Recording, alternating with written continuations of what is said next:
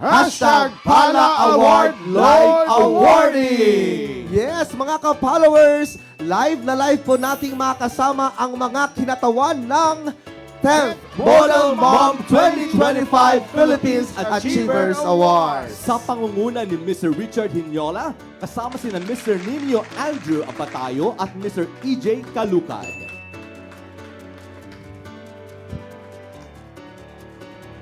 Muli, nandito po ang ating minamahal na si Mr. Richard Hinola. Magandang araw po. So, andito po ako para gawaran po ang ating pinakamamahal na si Attorney Acosta bilang one of the Model Mom Philippines Achiever Award. So, kakaibang award po ito na handog natin dahil hindi naman natin alam na talagang isang huwarang ina po si Attorney. Meron siyang isang doktor at meron din po siyang isang lawyer na anak. Yay!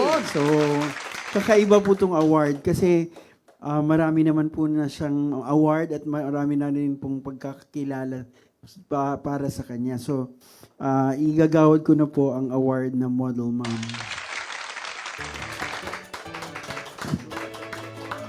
The 10th Model Mom Philippines Achievers Awards is a recognition program for mothers who have successfully balanced their roles as mothers and career women while also maintaining a stylish and inspiring image.